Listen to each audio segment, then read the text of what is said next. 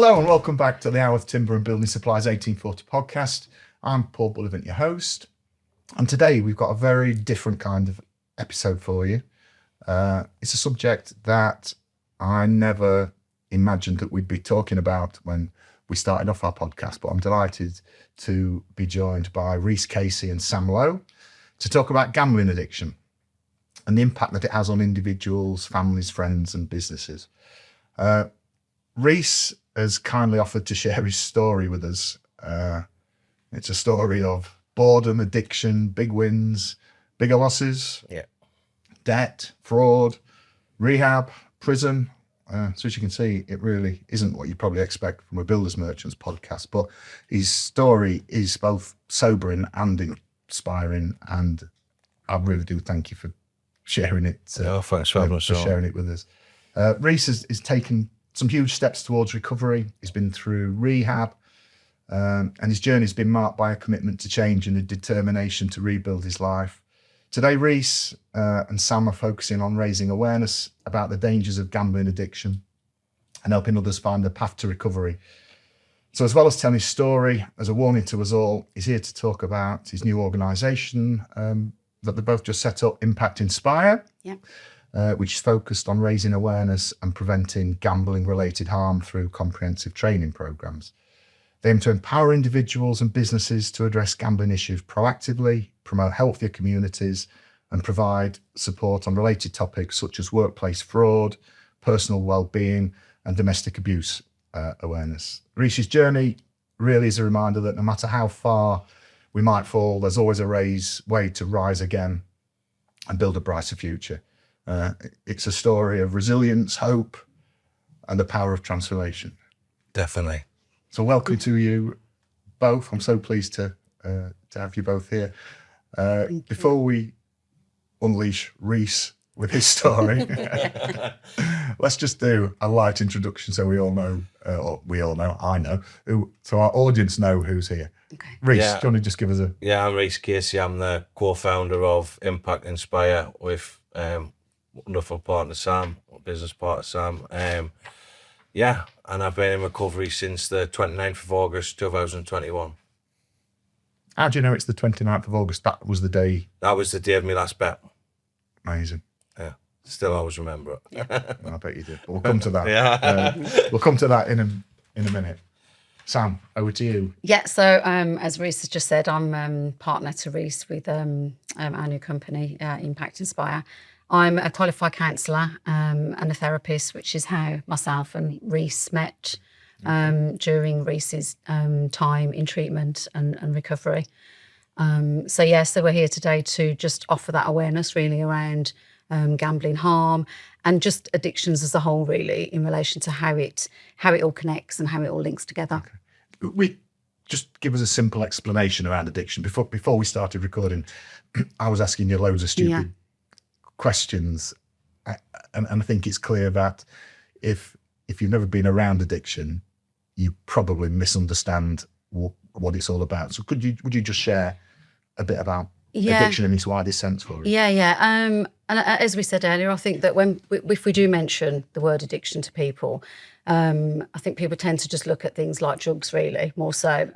Alcohol to a degree, but at the minute, alcohol's still socially accepted. But both are the key elements of what we look at as addiction. But the truth is that addiction's far bigger than that. I mean, gambling obviously is an addiction, and domestic abuse as well sits under that umbrella of addiction, and all is in relation to the impact on the brain. So what actually happens is addiction, it hijacks the reward system of the brain, and then what happens then is the brain goes into just compulsive reactions in regards to constantly seeking that reward system and the feel-good factor, really. But then what happens over time with repetitive sort of addictions, whether it's gambling, whether it's repetitive drug use, or you're in an abusive relationship that's say over sort of 12 months, so a long-term period, you lose memory loss and your ability to make conscious decisions is impaired. So it really does affect Addiction sort of really when we talk about addiction, it's the brain that is impacted massively, but we don't see that on the surface. So what we see is the behaviours. We see the behaviours of an individual that's gambling, we'll see the behaviours of a perpetrator that's being abusive, and we'll see the behaviours in drug use and alcohol misuse. But the true and raw reality is what brings all of those together, and what connects all of those is the impact on the brain. So it's not as easy when somebody says, well, why don't you just stop? Do you know what I mean? Or why don't you just walk away from the man that's beating you up every night? Well, why don't you just drink socially instead of drinking every day? I've got two sisters that have also asked me the same question. Why didn't you just leave? And the reality is that certainly over time, the brain is so impaired, and the reactions and the responses to the brain are damaged. So this is where treatment and recovery are crucial to any form of addiction. Okay. I've got two questions for you. One is around the domestic violence. Am I okay to? Yeah, absolutely. To ask about it? I've never heard addiction and domestic violence together as I probably wouldn't. Yeah. Who is it? Who is the addict in that circumstance? Is it the victim? The perpetrator or the victim? Yeah. Unfortunately, it's the victim. I spent several years in an abusive relationship, and at the beginning of that relationship, questioned his behaviours. Why does he speak to me like this? Why does he treat me like this? Why does he hurt me? Why does he isolate me?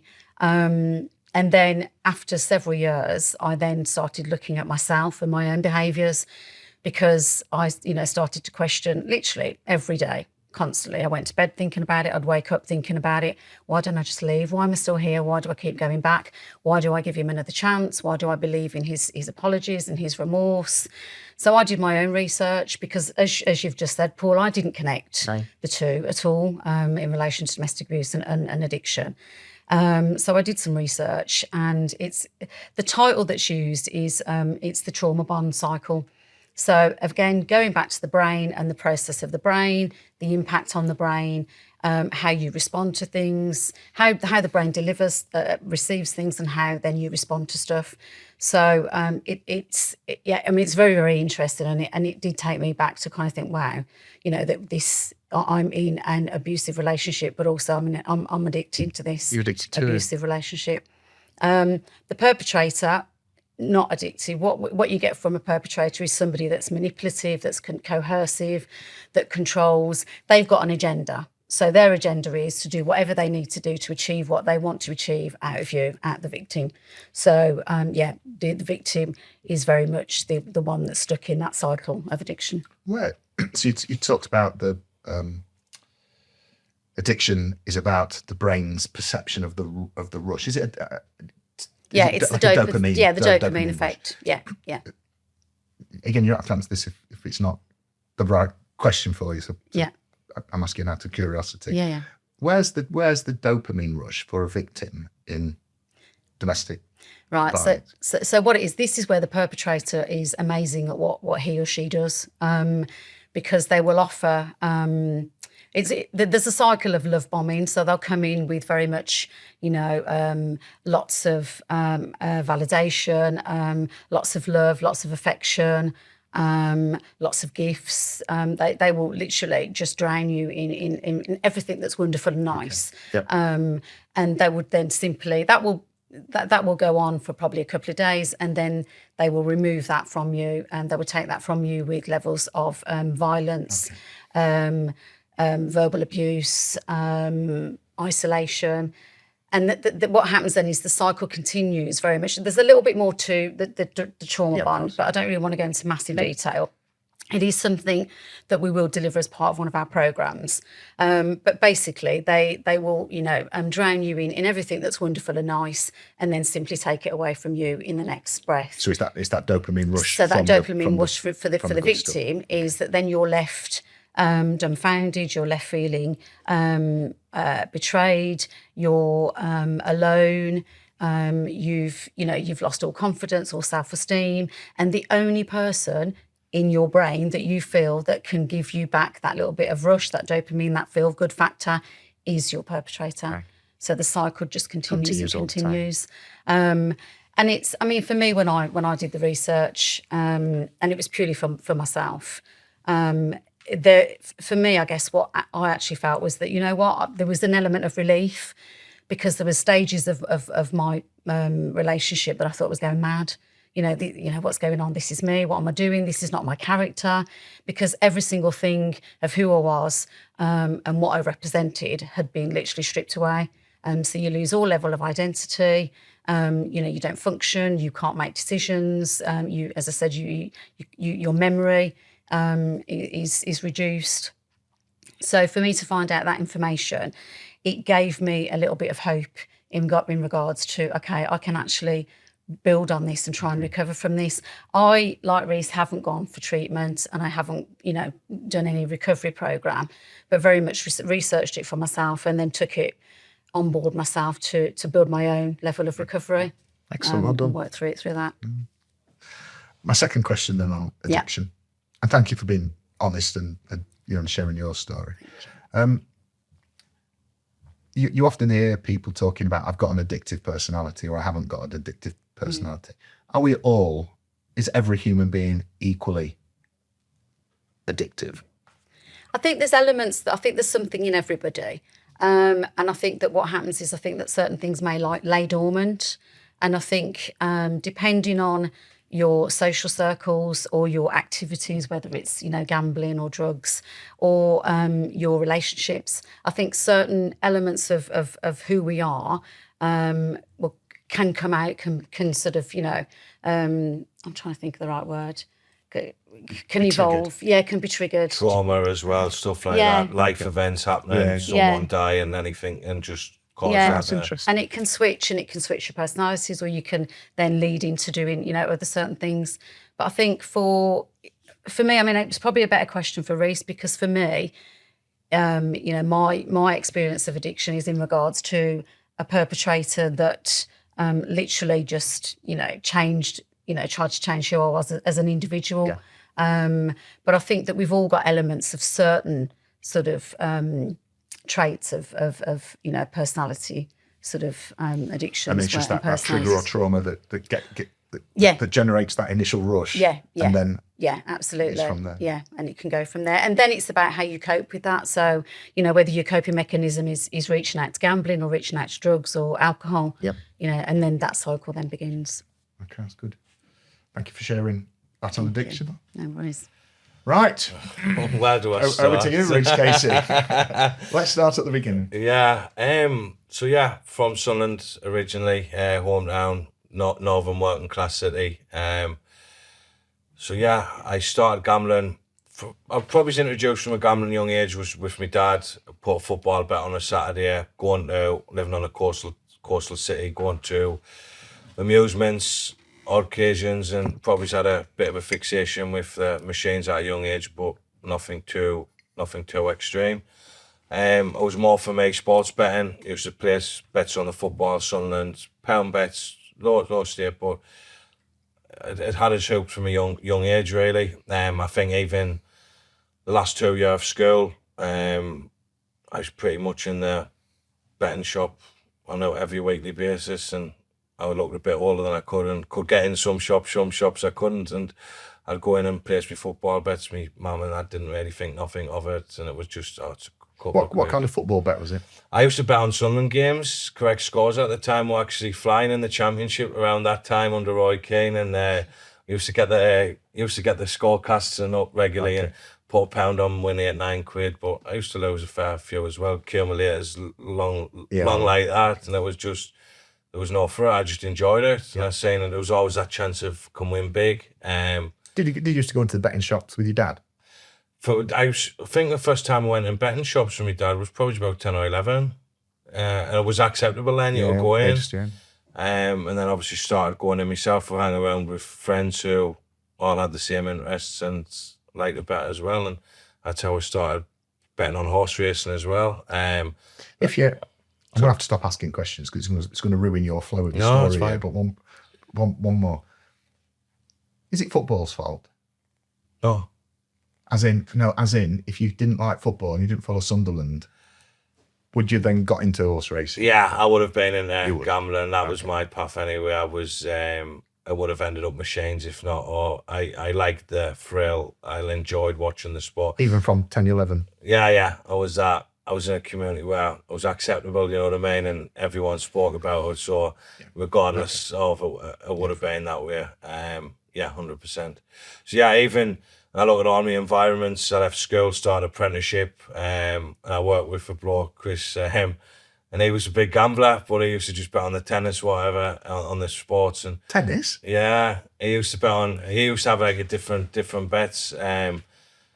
But then again, we used to go in and talk about betting and that. So Friday I'd get paid, and nine times out of 10 on Friday I'd do my apprenticeship money in, and then, or if not, I'd be back the next day and again. And it was that pattern continued. Went and worked on the sites, and even at 17-year-old, was working for Robert McAlpines at the time, and through Newcastle, Eldon Square, we used to get paid on a Thursday. And even at that time, I was straight through on a Thursday. I'd go out on a lunchtime straight at the bookies, and see, money might last us till Saturday or Sunday. But again, it was that, looking back now, it was a huge problem at a young age, but I didn't see it as that. It wasn't causing anyone harm. I was enjoying what I was doing. I was still having me social. I was borrowing money off the time off my family and whatnot, but I never questioned it, you know what I mean? Was he an addict at that point, Sam? Yes. Yeah. Absolutely. I know I was. Looking back now at what I Yeah. know now, I'd do. I never seen that. And yeah, it's changed, obviously, the recession hit in, I think it was 2009, 2010, and went to work, factory work. And again, I was doing overtime under the sun. I was always a hard worker. And that was the thing I had to for me gambling. And looking at some of the wages I had and whatnot, it was like, my mum used to go, how you always skint? And it was that, 'cause I was always borrowing money. I would go into cycles of payday loans, whatever, get that sorted, then come back out. And it was just that constant cycle. And things changed for me massively. I was 2021, I started working off in the oil and gas sector, offshore Aberdeen. And at first I was all right. I wasn't betting much out there, but then I started betting online, which was the worst thing for me to ever do, because that's access to it 24/7. Yeah. You're not handing physical cash over. My stakes wallet was relatively low up that stage. However, I'd think nothing about having 50 to 100 bets a day when I went online. And that was the case. I'd start from dog racing on a morning through to French horse racing and the English horse racing, and a bit football on the night if there was football on. Then you've got the American racing on the night. So all my, especially with the time off working from offshore, I was on a 3 week on, 3 week off rota. Everyone else is at work. My routine come home was just sit and gamble all day. And you know what it is? I actually enjoyed it.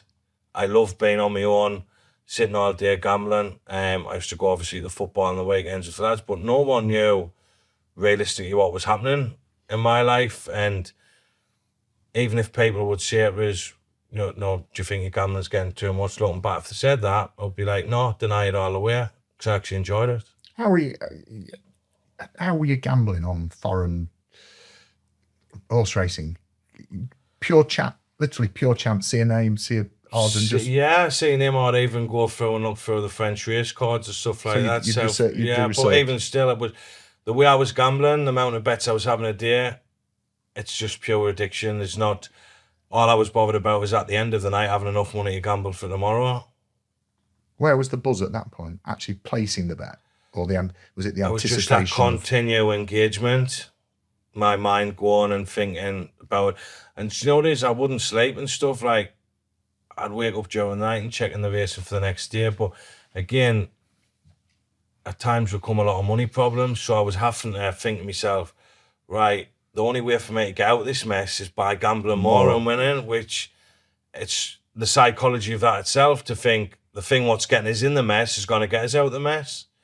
And this progress, but things changed for me around 2018. I went on to a bit of a winning streak. I was offshore at the time, won about 56,000 on a lucky 15.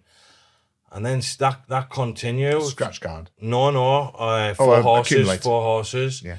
And again, 6 months later on the same offshore asset, had 5 numbers and a lucky star up on the Euro Millions, which should have been one of the greatest times of my life, but my ego just took control of me then, as well as firing in with an addiction at that point. But just to take a step back a bit, I was gambling that heavy offshore. I wasn't only implementing my own safety, I was impacting others' safety. I remember, obviously, doing some crane lifts and whatnot, and I would have my phone out on the side. No. Yeah. And I'd be running and again, it's just, you're not thinking at the time what you're doing. It's just that constant, the gambling comes first before everything. At that point where you're in the middle of it, Yeah. I'm assuming that's kind of this. Yeah. This is kind of the middle of it before you've. Yeah. Were you ever having feelings of guilt or feelings of this is wrong, or was there any? Gambling made me emotionless. Completely emotionless. Didn't feel nothing. Didn't feel for borrowing money or anything. It was just, I was numb. I remember I didn't feel or show any emotion for around 6 years, which I'll come on later. And my auntie, I remember my auntie saying to us one time, she went, "Something wrong with you." She went, "You just show no emotion." I was numb. So just no, made no, us no numb. eyes, no lows. No, like, just it was just that repeat pattern. Don't get us wrong, I still get excited, whatever, and that stuff, but. What about when you won the Yeah, big I win on the had lottery? I had that excitement, that buzz.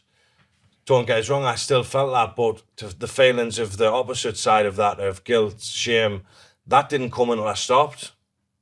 And it was the realisation of what I'd done in my life, what the hurt and upset I caused people. It was like, what the hell? You're nodding, so I'm assuming that's normal for an addict. Yeah, absolutely. And I think there's, for Reece as well, if we talk about sort of his family members, so there's, lack of empathy, lack of sympathy for others. And that's when things in relation to sort of conflict with family members or relationships, all of that then, family breakdown. It ripples, doesn't it, really? Yeah. In relation to sort of, affected others. Do you remember how you felt when your auntie said there's something wrong with you? Yeah, that pretty trigged on, because that was later down the line what I'll come on to, but that was, she was right, and I thought, God, there is something Wrong, yeah. Yeah, definitely, but it was obviously addiction, what I've learned now, and it's a common theme across a lot of people. So that happened, and even then, that was in, I think, March 2019, so, but again, my ego took over, and an ego and addiction together isn't a good thing, because I thought it was untouchable. I was 28-year-old, was in a very good financial position. I'd been on a winning run for about 6-7 months, and it was like, yeah, life's good now. Packed in work straight away. I went, I'm going abroad for a bit. Well, the warning signs were there. I went to Cheltenham Festival for the week, and the first day at Cheltenham, I lost £10,000. The second day at Cheltenham, I lost £15,000. And I managed to crawl back by the end of the week. But again, even that didn't register in my mind. Like, this money can easily go.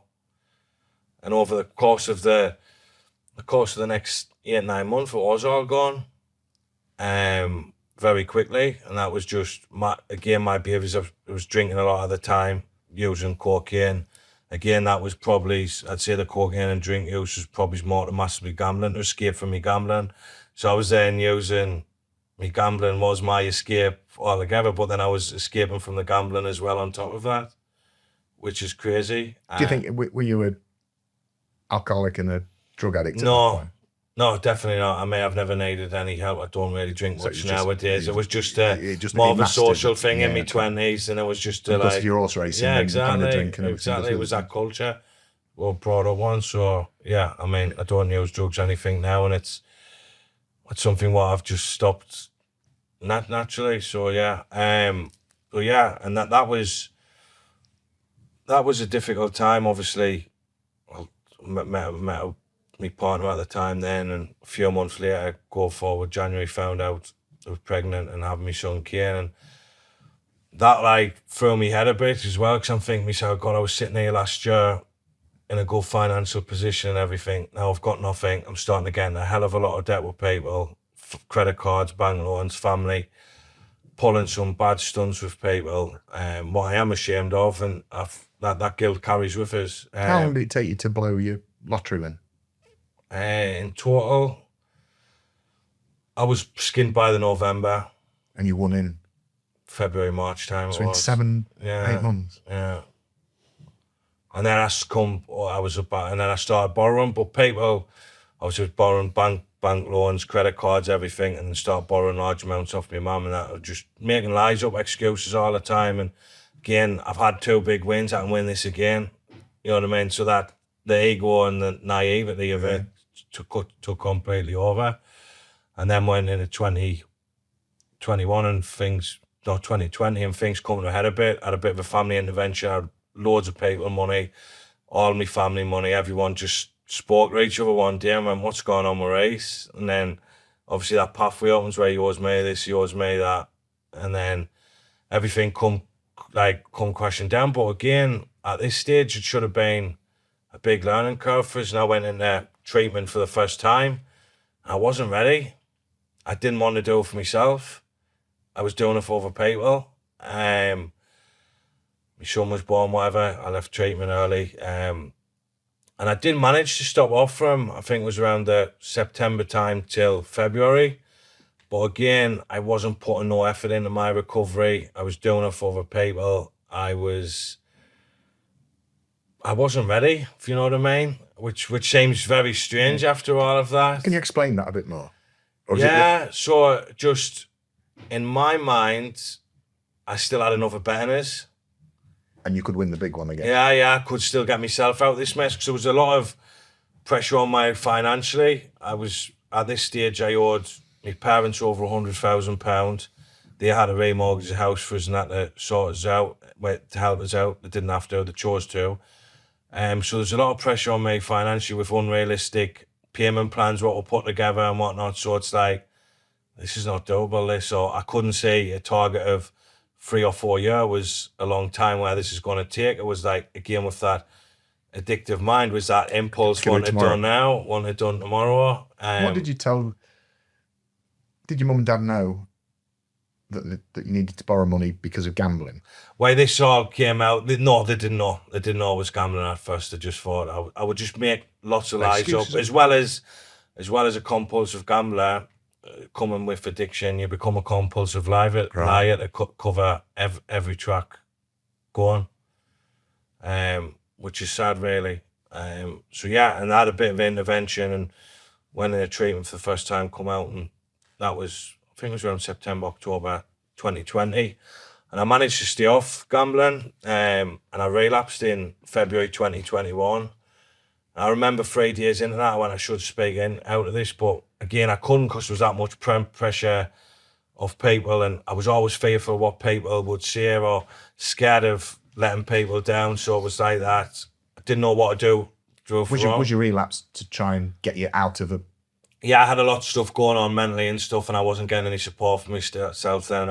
It's that escape at that point. Yeah. I needed to escape from reality. Again, I had all the blocks in place, the gambling box in place, gam ban, gam stop, and I found WhatsApp betting, which was UK legally licensed by the Gambling Commission, which is crazy. You've got all these blocks, but you're leaving then a loophole for people. So those blocks are with the online betting companies. Yeah, gam ban and gam stop. So I had that in place, but with WhatsApp betting, I could still gamble. Fortunately now, spoke at Parliament in 2022, and from last April, that's being changed and that's being covered up now, so it stops people who's got the blocks in place gambling with WhatsApp. So your gam ban and gam stop are things that you trigger yourself. You can put like a 5-year exclusion on that, and gam ban blocks all you from going on any website related to horse racing, casino. It's a brilliant system. But even though you've done that, when you relapsed, you found the WhatsApp. Found a way, yeah. Fortunately, that stopped now, because obviously spoke out about that at Parliament with the all-party parliamentary group, and that was something what came into force. That's just something I'm proud of to the next Reece or the next person that's looking for that avenue, they can't, and hopefully get some support for themselves. Brilliant. So, and over the next 4 months, again, started really gambling heavily, using other people's money, what wasn't mine, and ultimately I committed fraud. Something what didn't turn out, wasn't meant to be fraud, quickly turned out to, but that was patterns of my behaviour, what I'd done from a young age, again, scheming, committing fraud, looking for these easy avenues, because that was, again, you always find that avenue to make money to feed the addiction. Yeah. And that was a bad time for me. Obviously, I wasn't working at the time offshore thingy, and I was just going back offshore in June 21, and things were starting to come out. Hate was coming on us with the money, where's the money, all this stuff, and flew up to Aberdeen on the Sunday night to go offshore the Monday. The Monday morning, my phone was getting bombarded with text messages, where's the money? And at this stage, I just couldn't take it anymore. I just, look what I've done to people, I couldn't look myself in the mirror. And I was due to go offshore that day, but I decided I'm not going. And I decided that day I was going to take my life. Fortunately, bumped into a friend, Keith, in Aberdeen, and it was the first time I just told someone and being openly honest about it. And he took us back to Reece for a few days. Obviously, I got rid of my mobile phone. I just didn't know what to do. Fortunately, when I went to treatment the year before, I met a man called Tony Prenti, who's found a gambler, and he'd been through something similar, and I got reached out to him and got in contact with him. And if it wasn't for him, I don't think I would be here today. He really supported us. And just to have that talk to someone who'd been through it and who you could relate to, and yeah, that support he gave me was second to none. And yeah, like I say, if it wasn't for him, I wouldn't be put stuff into place, because I went and handed myself in at the place. Are you meaning that you might have committed suicide if? Yeah, 100%. If it wasn't for that, it's especially over the next couple of months, because I was unstable. I was all over the place, waiting to go back into treatment for the second time. And that came all through a random conversation with a colleague. No, sorry, I met him a year previously. You triggered you just bumped into somebody. And I just had enough constantly. I just had enough. I just broke down, and I wasn't. When I look back at it, I was in the very dark place. It was mentally challenging, and obviously went into. Fast forward a few months, went into treatment for the second time, where I met Sam. Were you counselling? Yeah, I was one of the therapists at the treatment centre, and I was assigned. We started on the same day, and I think really, yeah. So it was my first day and Reece's first day in treatment, and I was Reece's key worker, and I remember, I don't know if it was that first week, and it was a really dreary, dark day. It was raining, and we had to go up to the high street, didn't we, to sort out your bank account. And you know, one of those moments where you're like this, and we literally struggled, to which obviously for obvious reasons we struggled to get a bank account at the early days. But I remember standing in the one of the banks with you. Do you remember? And we were like, yeah, we've got it, we've managed to open it, and then no, we haven't. It's not worked. But yeah, so it was, and our relationship then just went from there. Yeah. Yeah, and then that was a big thing this time when I went into treatment was, I actually want to do this. I went, I can't get any lower. I went, it's either sort myself out or I want to be dead. And that was the truthful fact of it. I don't want this to sound like a stupid question, but you talked about the first time you went in, you weren't doing it for you were doing it for other people, so therefore you weren't properly bought into it. Was there anything in particular that triggered that change from doing it for yourself? Do you know what it is? 100% family cut us off. Really? Yeah. And my mum said, I've got to do this. So I impacted health. My mum had a stroke. My stepdad, I impacted a lot of people, which when I got into treatment, this all started coming out about realising what I'd done to people and friends and whatever. And yeah, I still carry a lot of guilt around that stuff. And that's what probably gives us the fuel to do what we're doing now. Yeah. And keep myself on the right track. Yeah, I still make the odd mistake now and again, but it's all part of life and learning, isn't it? So yeah, that was, and I'll be honest, I stripped myself right back. In treatment. I went, I need to make some big change. I need to change career because that's not good for us. I need to change stuff about myself. And I did. I changed the environment where I lived, changed a lot of things, and went through the training program. And yeah, it was a good success. But it was when I came out there, that went in the recovery house for a bit, and it was right. What else can I do? So I started doing peer support groups, which helped me massively become a routine. I was doing 3 of them a week. Then I was diving into other stuff, doing a bit of coaching, done a coaching course. And I was just diving into different things and trying. Then I'd done a counselling course. And this was all in like the first 8-9 months of my recovery. And I'm like, yeah, this is... And I started to deal with my stuff, started engaging other stuff. And I thought... And it was the happiest I've been. I had loads of stuff going on, financially in ruin, but hang on, I finally found a bit of internal happiness here. This is where I'm meant to be. Just doing good for you. Yeah. So that was that. And then, so that continued, got a new flat relocated, then had a letter through the door. To see, obviously I'd been charged for the fraud I'd committed, which was like a big, oh wow, this is happening now. Had you thought that had gone away? No, I knew. It Was there. But I was ready to deal with it then. And listen, I had to face the consequences for what I'd done, which I accepted. And yeah, I went there, and it was November 23rd, 2022. I've been adjourned back and forward, done all the reports and everything. And judge sentenced to 12 months in prison. He could have suspended her, but there was too many people involved, victims involved, and he chose not to suspend her. Deep down, did you know you would end up going to prison? I wanted to go to prison.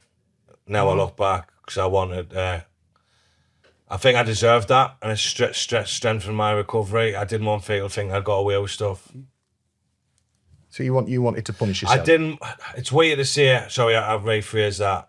I look back now and I'm pleased I did. Right, okay.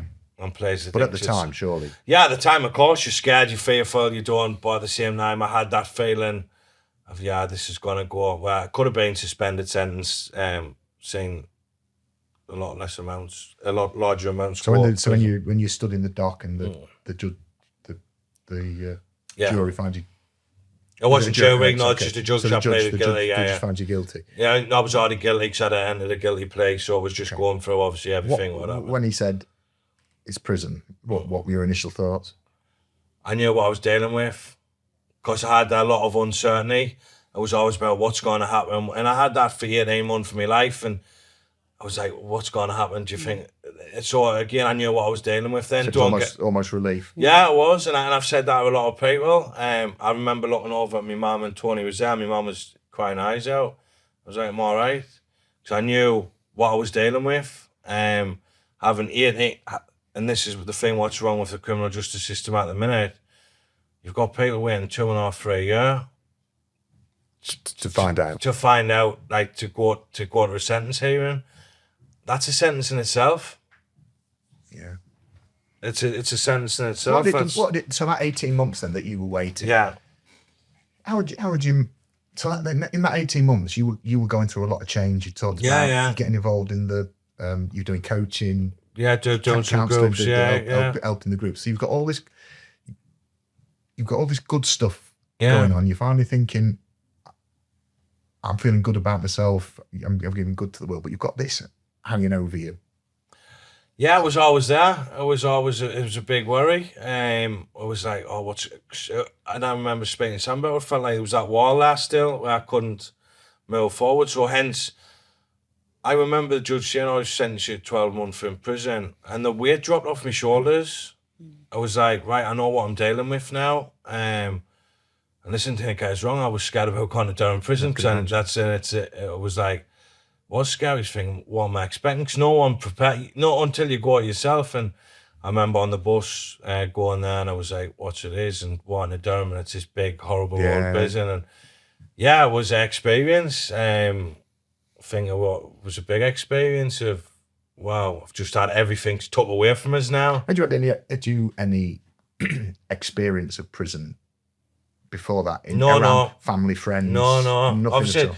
you know, a couple of people who've been in the prison for friends circles, whatever, but it was nothing like you hear horror stories and whatnot, but yeah, Durham prison was it was cold winter, horrible prison.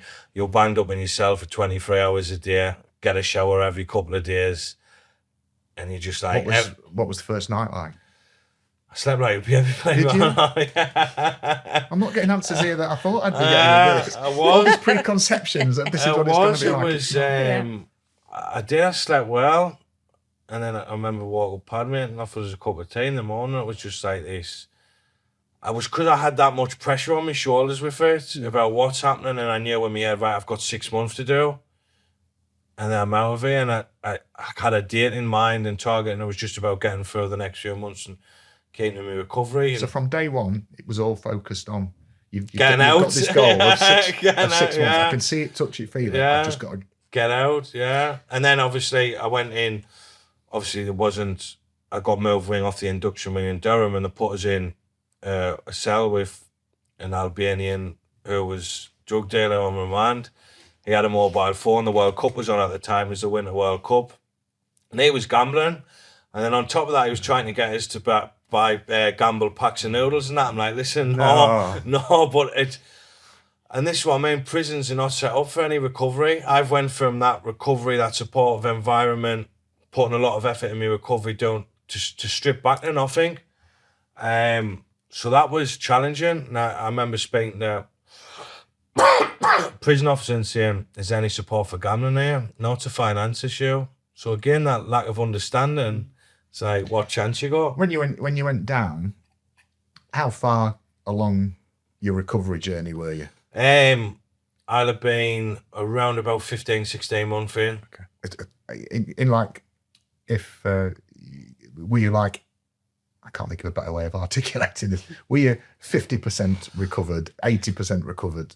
I don't think there's ever a percentage of recovery. I think it all depends on the state you're in at the time, the mental state at the time, and where you're in your life. You know what I mean? It could be, as I sit here today, talk to you today, I'm in a very good position. However, a family death or something tomorrow, or something major life happening could put me back in that spell where I want to get away from here. So how did you manage? So you've gone to prison, which must be the most, for an average. Yeah, it was. And it must be as traumatic as it can get. And then you put in a cell with somebody who's trying to get you to blooming gamble pot noodles. Yeah, and that was the thing, and I was laughing about it, and I was like, listen, no, I don't. But again, that persistence kept on asking, and I managed not, and then I got moved up there in Northumberland, so it was all right, it was single cells up there.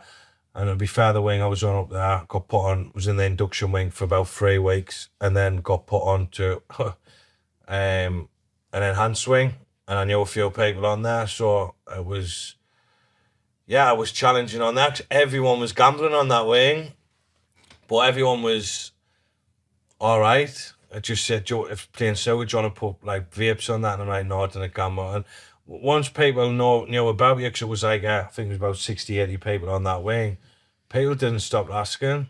And then, but the worrying fact is I'd lost all my recovery and support. Yeah. So I was having to pay, so I was getting money sent in. £25 a week was going on phone credit, so I could have a phone call for either half an hour or an hour a day with one of my support network. Yeah. So you kept your it going, yeah. But again, what about all other people who haven't got that?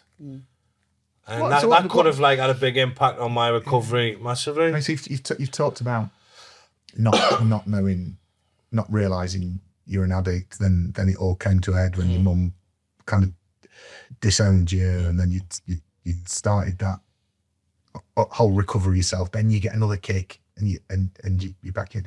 How did you have the resilience to keep going? Because that just knocked. I think that's one of my greatest. I think that's one of my greatest strengths. Resilience. Yeah, 100%. I was speaking about it with Sam the other day, and I was saying I've had challenges over the last 4 years in my recovery, still, but no matter what comes, it's always right. Let's move forward. And I think I've been through too much to like in the short period of time through my life where it's like just got that attitude of go again. And I think during your time in prison, because you phoned me a couple of times, didn't you? And I think for me, Reece was always positive, and it was always about, right, I'm going to, and I think you literally took each month or each day and each month as it came, and then it was reduced. And I think the other focus was that just at the time of your sentence, he'd been secured a flat in Birmingham, in an area because it was relocating. So we had to get the flat ready so that Reece had somewhere else to come home to come back to. But he was always positive, and it was always kind of like, right, this next. And I think that was very much something that as long as you had something to focus on in regards to your release, that kind of kept you going. But you and that was was really the focused. thing. As I said, I was the most positive in my life that time. Bearing in mind, for years I'd hold this massive secret about me gambling. Obviously, a couple of people might knew, but never knew the extent. So even through that time, I knew, like, right, good things are coming now. I can live my life, and this is the start of my second chapter in my next journey. You've done amazing. I'm astounded at listening to this and amazed by it, because all you hear when you read, I know it's only reading stuff and things you see on the telly and documentaries. It just talks about the prison isn't set up to improve people. No, it's not. It's not no So rehabilitation. naturally, it sucks all that positivity away. And for you to keep that going, amazing. Yeah, and it was my positive mentality. I always knew, being so secretive, so everything, my life had been a complete lie sort of for that many years. And it was like, right, this is the start of a new beginning. Yeah, a new beginning. So it was like, yeah, good to go. And obviously at that time, family and stuff was getting sorted, like making amends. Still a lot of people I need to make amends with, I'll be totally honest, who I haven't seen yet. But yeah, that will come. But family-wise, yeah, good. And obviously I came out of prison, and obviously I spoke about Tony earlier. He had a charity called Gambling, and I said to him, obviously the support you gave me was invaluable. Let's go and set that up properly for his charity. So we done that. Started that in March 2023 when I got out of prison. And put a lot of work into that, a lot of hard work into that. And yeah, over the next year, which up until February, I left there in February. But yeah, that become my life for 2 years. It was my full life for 2 years. It was supporting other people, and went on to support over 70 individuals, I think it was, just before I left. And this is where I started meeting other individuals who've turned to crime from the gambling, and there was a lot of people out there and who were doing it, and we know we never scratched the surface with it. With that number, there was a lot more what weren't getting that support to come through. And this is where I was meeting people and finding out about their stories, what had happened with them. And these were all positioned, 90% of them were first-time offenders. So, and they were in high positions, very intelligent people, businesses like yourselves, like Howarth's, accountants, solicitors, head teachers. I know they all commit frauds to fund the gambling, and businesses having to go bust through that. And some of the amounts ranging from, I'd say, again, 80% of the crimes were over the figure of 100,000, so into the millions. And that always got me thinking this can be prevented. Hence what we are doing. So you come out, you just volunteering, working with your friends? No, he taught us on obviously a consultancy basis. Okay. On a consultancy basis, then obviously went full time in the January. Because you hear that, don't you? When people come out of prison, you've got the chance to get a second chance. 100%. And I learned it was a different sector for me. Obviously, going in the third sector, the gambling harm sector, and it was learned a lot from different backgrounds, but obviously brought a lot from my experience in different backgrounds. And and going on to that point, obviously, I believe if me and Sam weren't setting up what we're doing now, I think I'd be struggling to look for another job. I think I'd still struggle because obviously the legacy harm of gambling, the news articles, fraud, people are very wary around that, and that's there for life. Yeah. Yeah. So what made you want to set up your business? Do you want to go first or should I? carry on. So for me, it's obviously, I wanted away from the support side for myself. I was doing a lot of one-to-one support. And why did you want away from that? Just purely and simply because it was my life for 2 years and that secondary trauma. It was I was like, going to say, it must. I've done a lot of it now, and it got to a stage where, I wanted. It was very heavy, especially. You have the pay support element in gambling, which is enough, but adding the criminal justice people going to prison, whatever, I think is any lived experience will tell you there's a time span on how you can do that. I'm amazed you could. You've such a lot. You'd have naturally such a lot to bring because you've lived it. But cracking, it's probably the last thing that you. Yeah, so that you want. I take my hat off to people who do it longer. There's a lot of people out there, but for me, that was my I've give back. Yeah. And I've seen a lot of stuff was preventable, hence why I want to do this, and it's my passion. I can talk about gambling all day, and it gives us that purpose. Purpose is what I need in my life to keep myself on the right track. So what was the? So obviously you've gone your way. You've done prison and what have you. What were you doing? What was I doing? Well, I've always worked in a supportive role, so I was working part-time. And for me, I think myself and Reece, obviously Reece left treatment centre, I left that organisation and went on to do something else. And while we touch base now and again, didn't we? We'd catch up every 3 to 6 months. We'd go out for food, have a little bit of a chat.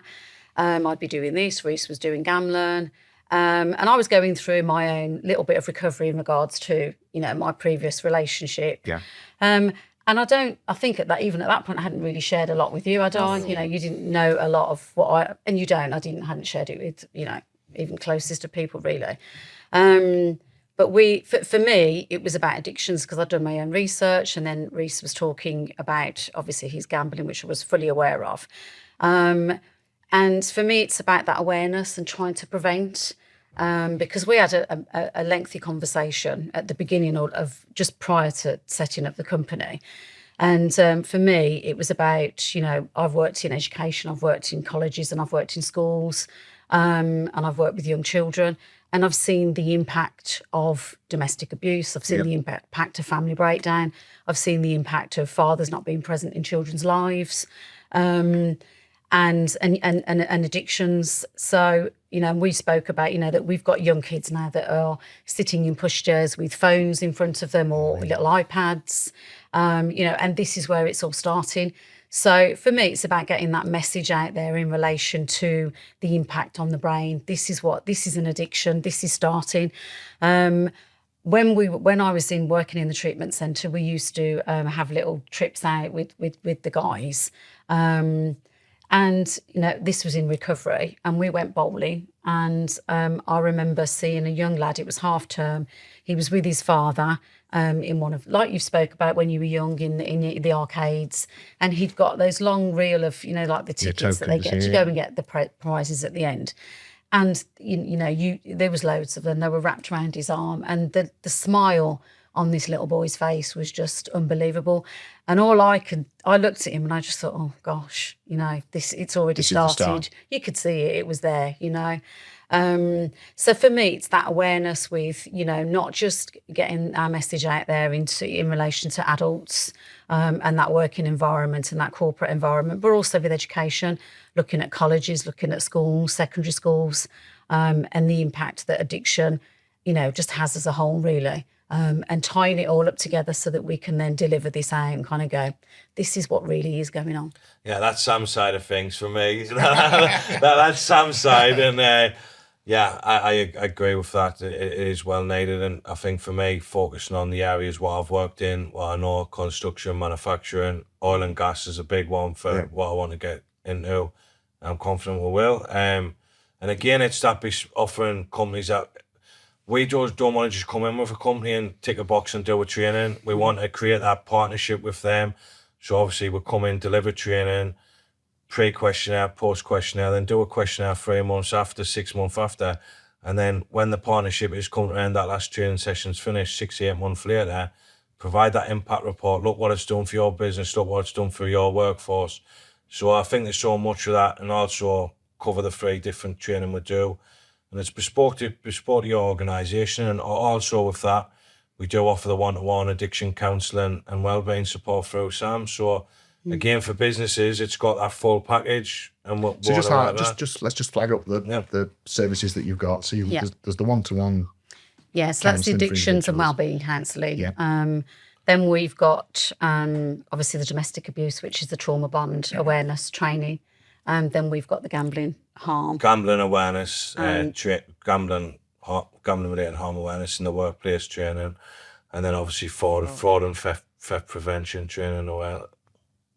That's interesting. It's interesting that I've never, until we ended up being introduced to each other, I've never considered the impact of gambling addiction on businesses. But when we just posted about doing this at the back end of last week, there was a guy that posted about nearly having his business taken away from him because of fraud. Yeah. And this is the thing, and people don't see it coming. People think, oh, it's a choice, obviously, of that. But the amount of businesses this is impacting, how many of your staff at Howarth even what will be struggling with this silently, it's crazy. Have you got are there any national stats on? Say 2.5% of the UK population's addicted to gambling. 2.5%. 2.5%, yeah. You told me the other week when we were talking, 24 million people have gambled in the last 4 weeks. The last 4 weeks. And the percentage between men and women now is neck and neck. It's that's blown me away. I've told it to a couple of people, and they've gone, no, it's all blokes for football and horse racing. No, and it's mainly with women. I think that the most common product is slots. And that increased during lockdown, didn't it? Women gambling. But you just have to look at advertising. Right. On television, and even during the day television, like obviously daytime, it's all target at women, single mothers, Foxy Bingo, all of this. Not plugging them out, by the way. But even main game shows on Saturday night, they're all sponsored by it. It's everywhere. You can't get away from it, and it's been normalised. It's been normalised, but really, there's a lot of people from home. Suicide is high in gambling. I know a few families who've took their life, and it's sad. It's sad. You look at sports sponsorship, and like I'm 50. Needs to be a blanket ban on it. Yeah, I'm 56, so I've kind of come up with that. Like snooker in the 70s and 80s, and it was all cigarettes, wasn't it? Sponsoring sports events, and it was like, can that? You're not allowed to do it. And now everything's gambling. You look at just about every Premier League football team is sponsored by a. The thing is, isn't it, the Premier League, especially the Premier League and even the lower league clubs, that don't rely on this money. It's not a lot what they're charging for shared sponsors and what. So again, it's totally unnecessary. It needs to be, see, government white papers going through, but there needs to be a lot of change. But don't think it's going to be enough. It's going to be a lot more harm caused, unfortunately, until gets a grip like they did with cigarettes. If you were Prime Minister tomorrow, what steps would you take? I wouldn't ban gambling because I'm not anti-gambling. Do you know what I mean? But I'm anti-harm. Right. Okay. So that's a nice way of putting it. Yeah, it is. It's true. I'm not anti-gambling. I've still got friends who gamble, family who've been the race, and it doesn't bother me just because that's it. I just don't want to see people go through what I have done and what many others have done from destroying families, communities. It's not good. So what would you do then? The first thing would be ban advertising. That would be the first blanket ban on advertising. There's no need for it like they've done with cigarettes. And again, it's for me, his big one is awareness, prevention, and education. And where would you start that at school? I don't know. I'm different opinions on this. I think I think so. I think that it should do, because it's, if you look at primary and secondary schools, and a lot of the schools, the children have got their mobile phones, and even things like we were talking about, certain shopping apps that you've got on your phone. There's one that I won't mention that it's got, you can do a spin before and you can gain points to get money knocked off if you order some clothes and stuff like this. Candy Crush games, all sorts of stuff. So I think that for me, the it's sooner rather than later. That would be my kind of approach on this, because as I've said, young children have got tablets in front of them, and young kids have got mobile phones. Primary school age kids, they might not take them to school, but probably the first thing they do when they come in from school is pick their phone up. Secondary school, most kids have got their phones. Colleges, kids have got their phones. So for me, it really is about sort of installing that information and that awareness as soon as we possibly can, and making that change. And one of the big differences, and I think why I stand by that so strongly, is because you made a point of going into like arcades. You mentioned that about going into arcades as a young kid. I never experienced that with my parents, and I've got 2 boys that are both adults now, and it's something that we never did. I never did that with my children, and I'm not saying that it's contributed or not, but it's all about kind of like, what we do as parents with our children. How much time do we allow them on their phones? Do we go to the arcade? Is it a bit of fun, or has it turned into something a little bit more sinister? You know what, you're making me feel bad. Sorry. When you were describing the kids with the tokens, right? I love going to the seaside. Oh, stop it. And the Stop 2p, the 2p Yeah. push machines and getting off. Yeah, but this is What a bad parent I am. No, but this is the different. When you're talking about, we're looking at gambling harm, and we're not against people gambling. No, of course. Go off to the harm. races. The women's races. Go out, get yourself dressed up, have a lovely day. If you want to do the lottery, put the lottery on. You want to do the Grand National. There's elements of it that are fun, but I think the key thing is that it's moderation. It's about being aware of that. Actually, this can take you down a very dark, sinister road. And gambling is, you did that in isolation. People didn't know for many years. A little bit like domestic abuse. That's all behind closed doors. People don't know what's going on. But yeah, going back to sort of awareness, I think that the sooner rather than later is very much key for me. We recorded an episode 5 or 6 episodes ago where we touched on the impact of social media on children. It was with a guy called Ben Jewell, who works for one of our suppliers, and we did a builders merchanty supplier episode. Yeah. But we touched on social media. Yeah. Because he'd had a problem, and I'd been having a little problem with one of my kids. And you mentioned phones being really addictive. Is that a time bomb then, do you think? Kids' addiction to phones leading? Yeah, I think obviously you've got the. I think it's bigger than that. Sorry, Reece. I think that access to Wi-Fi, internet, mobile phones. I think what we're seeing at the minute is a snippet to what really is what's going to explode in probably 5-10 years time. I think it's huge. This is the start, and I think you look at your games like Roblox, whatever. Yeah. You've got games in there like with roulettes, wheels, or spinning wheels, and it's normalising it to young kids. So when they're seeing this as a go, hang on, wait, there's nothing wrong with that. So there's no warning signs there for them that actually, hang on, this is not saying everyone who gambles this happen, but however, beware of the risks, what can potentially happen here. And it's normalised that there's a lot of. Sorry, I went blank now.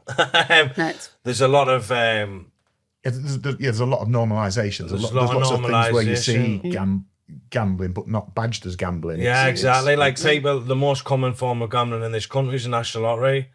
Now people think that as it's only the lottery.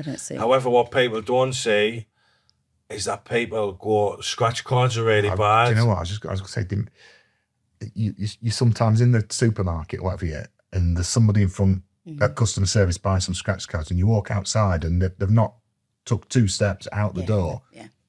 One individual I know personally stole £80,000 from an employer and all went on scratch cards. This is what people don't say. They don't say that as the risk. And again, with awareness, there's a lot more awareness needs to be out there, which there's a lot of organisations doing some brilliant work out there, but for the size of the country and the UK alone, still not enough education. 2 more questions for you, then we're going to wrap up. Fabulous. First one is, what message would you share to anybody listening or anybody listening on behalf of somebody else who is struggling with addiction? Reach out for support. Obviously, they've got to want to. You've got to want to do that. But if anything, if you've listened to this and relate to anything and think I'm at that stage now of where I want before it gets bad, reach out, and there's plenty of organisations out there that offer support. Even contact me or Sam, and we can put you in the right direction with place 100%. And if it's somebody who thinks a member of the family or a friend, well, there's a lot of support out there for family members as well. A lot of affected others. Yeah. So there's support for them. Just got charity called Fam, reach out to them, and they will support you with that. have you made back up with your mum and dad? Yeah, that was done after about 6 months. We started talking again, obviously. And I've got a really good relationship now. Trust, spark, everything, very close with them. Just started seeing my son again 6 months ago, which that's been tough. And again, that guilt was always with me there.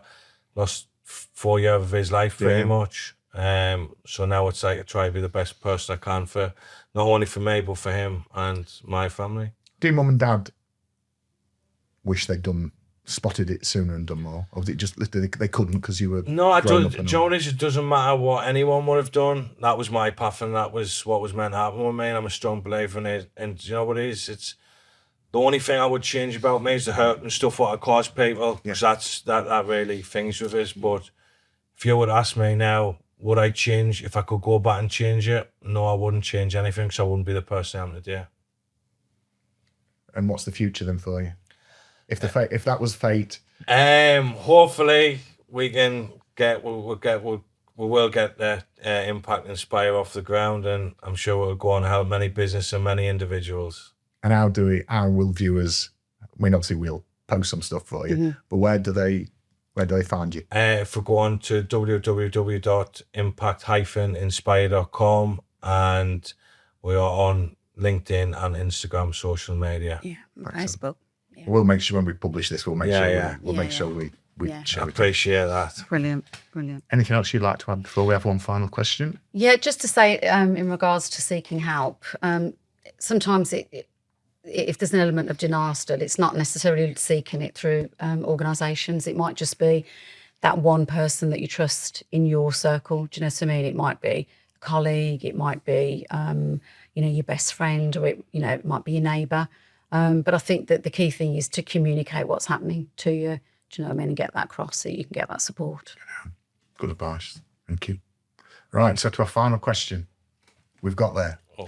Well done. Can relax now. Yeah. So we finish every episode with some quick fire questions. Mm-hmm. Just to finish an episode off, we're just going to have the main quick fire question. Okay. For each of you. And that question is, I'm going to you first, Sam. Yeah. What's the best piece of advice you've ever been given throughout your life on anything? To be yourself. Be organic and as authentic as you can possibly be. Because there's nothing as real as being true to yourself and true to others. Fantastic. Yeah. Good way to finish. Well done. Thank you.